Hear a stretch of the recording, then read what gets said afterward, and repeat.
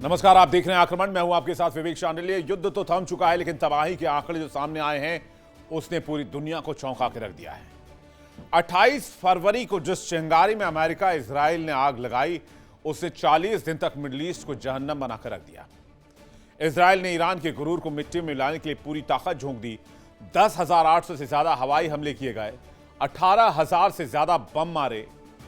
Israeli defence forces ने दावा किया कि उन्होंने ईरान की सैन्य ढांचे की रीढ़ तोड़ दी।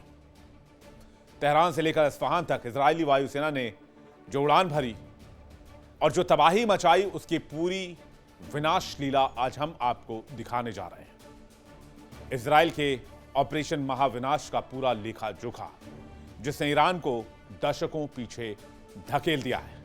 लेकिन आगे बढ़ने से पहले एक बड़ी खबर आपको बताते हैं। डोनाल्ड ट्रंप ने ईरान को एक बार फिर से धमकी दी है और कहा है कि अब होर्मुज को अमेरिका कंट्रोल करेगा। होर्मुज में बिछी बारूदी सुरंगों को नष्ट करेंगे। होर्मुज में हर जहाज को अमेरिका से परमिशन लेनी होगी। ट्रंप ने ईरान पर वायदा खिलाफी का आरोप लगाया है और कहा कि ईरान ने होर्मुज खोलने का वायदा तोड़ा है। नौसैनिक नाकाबंदी एकमात्र विकल्प है। नेवल ब्लॉकेड कर देंगे होर्मुज में। होर्मुज से कोई भी जहाज नहीं निकलेगा, खास करके वो जहाज जिन्होंने ईरान को टोल दिया होगा, वो जहाज नहीं निकलने देंगे। उसको अमेरिका का सामना करना होगा। ईरान को टोल देने वाले जहाजों को रोक दिया जाएगा, ये कह दिया है अमेरिकी राष्ट्रपति ट्रंप ने। यानी कि जंग का जो असली अखाड़ा है वो अब होर्मुज बनने वाला है। जिस जहाज को ईरान से परमिशन मिलेगी उसे अमेरिका नहीं जाने देगा, और जिसे अमेरिका से परमिशन मिलेगी उसे तेहरान नहीं जाने देगा, ईरान नहीं छोड़ेगा। यानी किसी भी जहाज के लिए इस इलाके से निकलना मुश्किल ही नहीं, नामुमकिन हो जाएगा। लेकिन जंग में इजराइल ने आसमान से आग बरसाई तो ईरान ने भी पूरी ताकत से इसका सामना किया। अपनी मिसाइल फोर्स इजराइल की तरफ मोड़ दी। 40 दिन की इस भीषण लड़ाई में ईरान ने 650 बैलिस्टिक मिसाइलें डाली। ये कोई साधारण नंबर नहीं है। इनमें से आधे से ज्यादा क्लस्टर बम से लैस थी, जिनका मकसद इजराइल पर कहर बरपाना था। इजराइल की शहरों में मौत का सायरन बजता रहा। लोग बंकरों में दुबके रहे, लेकिन ईरान की मिसाइलें आबादी वाले इलाकों को छलनी करती रही। ईरान के उस मिसाइल तांडव की कहानी देखिए जिसने इजराइल को घुटनों पर ला दिया।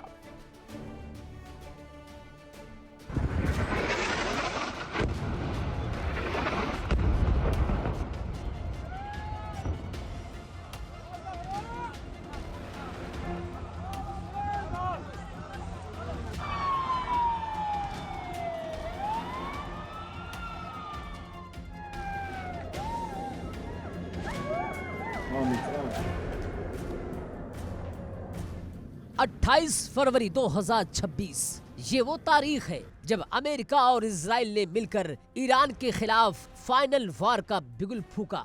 मकसद क्या था? मकसद था ईरान के परमाणु कार्यक्रम को दफन कर देना और उसके मिसाइल लॉन्चरों को राख बना देना। और फिर शुरू हुआ आसमानी कयामत का वो सिलसिला जो 40 दिनों तक नहीं थमा।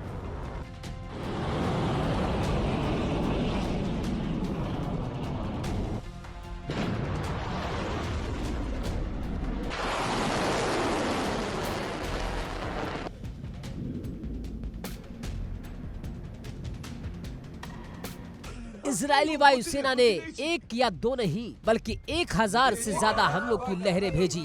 ईरान के परमाणु ठिकाने हो, बैलिस्टिक मिसाइल यूनिट्स हो या उनके सैन्य मुख्यालय, आईडीएफ ने चुन चुन कर शिकार किया।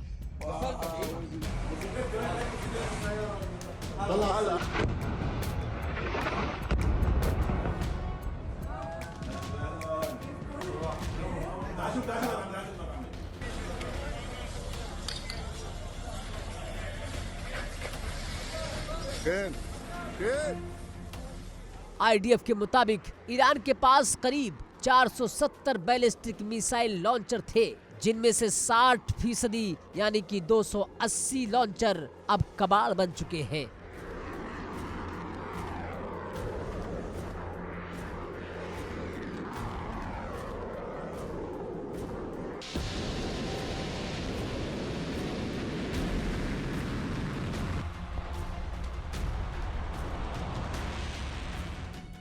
इजराइल ने न सिर्फ जमीन पर मौजूद लॉन्चर उड़ाए, बल्कि उन गुप्त सुरंगों के दरवाजों को भी मलबे में बदल दिया, जहां ईरान ने अपनी मौत की मशीनें छिपाई थी।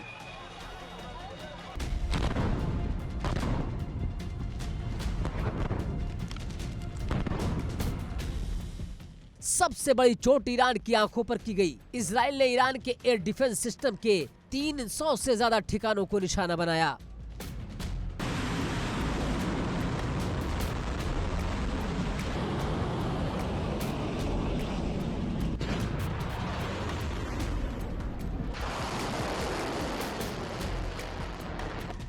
नतीजा क्या हुआ? आज ईरान की 85% हवाई रक्षा प्रणाली और रडार पूरी तरह से तबाह हो चुके हैं। यानी ईरान का आसमान अब पूरी तरह से बेपर्दा है। ये हमला नहीं, ये तेहरान के सैन्य अहंकार का अंत था। Bureau report, India daily.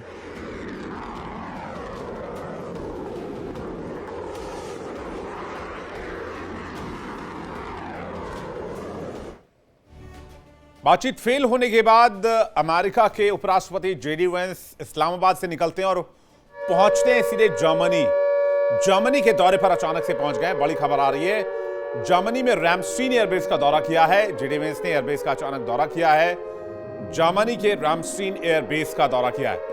चल क्या रहा है जर्मनी के रैमस्टीन एयरबेस को लेकर? क्या अमेरिका जर्मनी के रैमस्टीन एयरबेस को भी इस्तेमाल करने वाला है?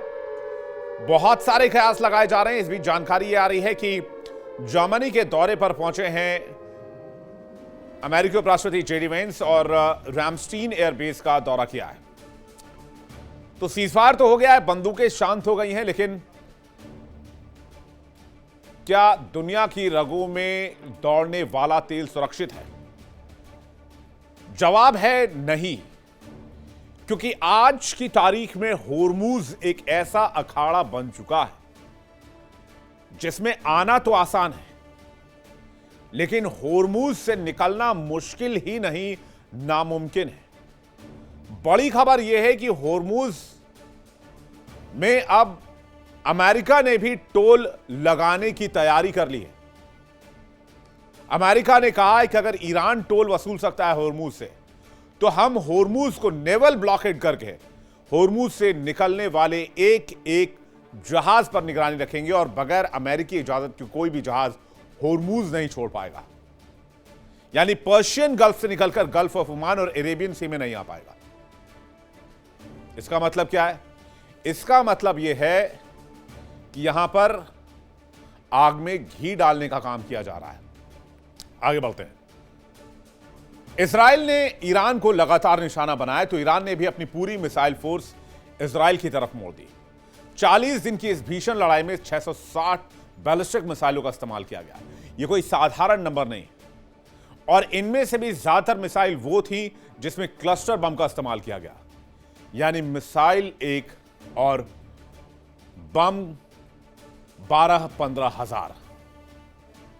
इजराइल में लगातार मौत का सायरन बजता रहा, लोग बंकरों में दुबके रहे और ईरान हमले करता रहा।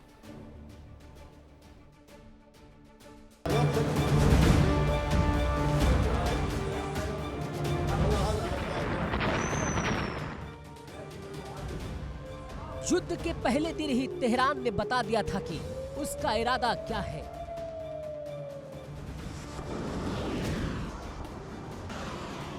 तेहरान पर हुए हमले के कुछ ही मिनटों बाद 80 मिसाइलें इजराइल की तरफ गरजती हुई बढ़ी।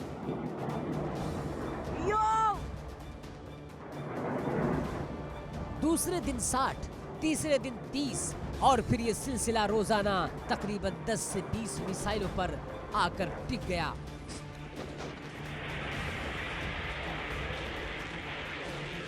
ईरान की ये मिसाइलें कितनी खतरनाक थी, इसका अंदाजा इसी से लगाइए कि 50 से ज्यादा मौकों पर क्लस्टर बमों ने इजराइल की रिहायशी इलाकों में धमाके किए। एक मिसाइल फटती और सैकड़ों छोटे बम मौत बनकर गलियों में बिखर जाते।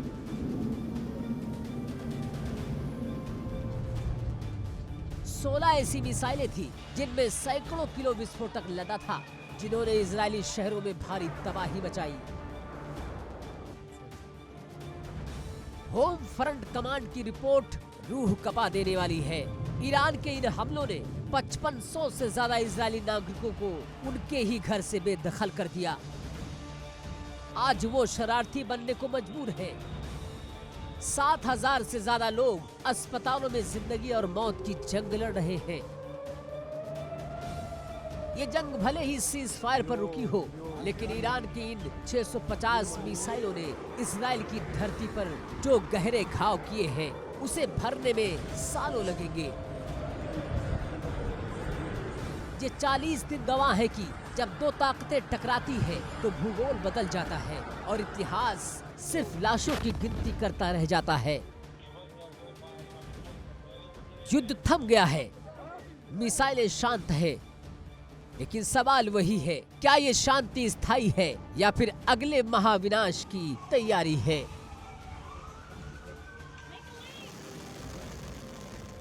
Bureau report, India daily.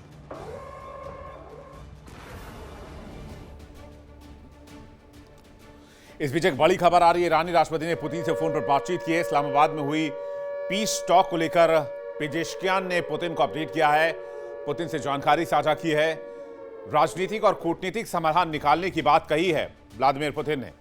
और व्लादिमीर पुतिन ने, रूसी राष्ट्रपति ने यह भी कहा है कि अगर जरूरत हो तो हम मीडिएशन करने के लिए भी तैयार हैं, यानी कि रूस मध्यस्थ की भूमिका निभाने के लिए तैयार है, क्योंकि दुनिया की जो हालत है इस वक्त स्ट्रेट ऑफ हॉर्मूज के बंद होने के बाद, वो हम सबको पता है, आपको भी पता है, मुझे भी पता है, और दुनिया का हर व्यक्ति इससे परेशान है, खास करके अमेरिका के ईरान पर अटैक के बाद। सीजफायर हो गया, बंदूकें शांत हो गई, लेकिन क्या दुनिया की रगों में दौड़ने वाला तेल सुरक्षित है? जवाब है नहीं। हॉर्मूज एक ऐसा चक्रव्यूह बन चुका है जिसमें आज की तारीख में आना तो आसान है, लेकिन निकलना नामुमकिन।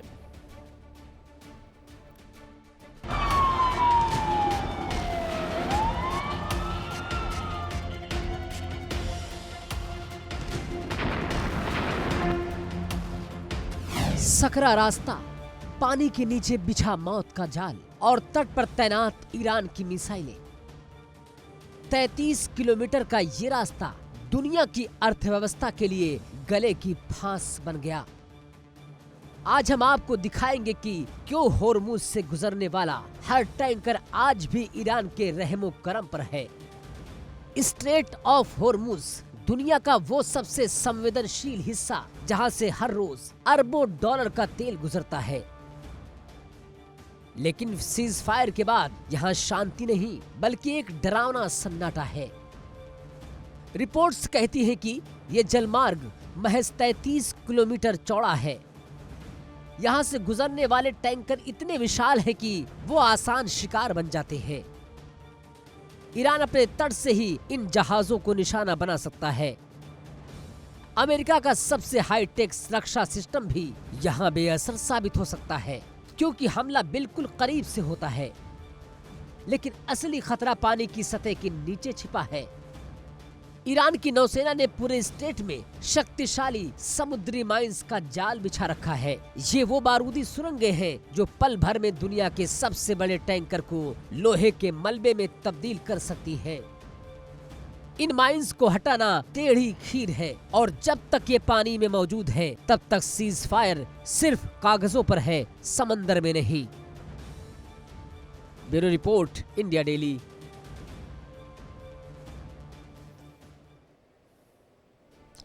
इस बीच बड़ी खबर आ रही है, डोनाल्ड ट्रंप ने ईरान को फिर से बड़ी धमकी दी है। डोनाल्ड ट्रंप ने कहा है, चाहूं तो 1 घंटे में ईरान को खत्म कर सकता हूं, साफ कर सकता हूं, ईरान का सब कुछ अपने कंट्रोल में ले सकता हूं। ईरान को दोबारा खड़े होने में 10 साल लग जाएंगे। एक तरह से खतरनाक धमकी अमेरिका की तरफ से आई। इसके पहले भी डोनाल्ड ट्रंप लगातार कहते रहे हैं कि जब चाहें तब ईरान का भूगोल बदल सकते हैं, रात भर में ईरान को साफ कर सकते हैं, ईरान कभी दोबारा खड़ा नहीं हो पाएगा, ईरान को पाषाण युग में भेज सकते हैं।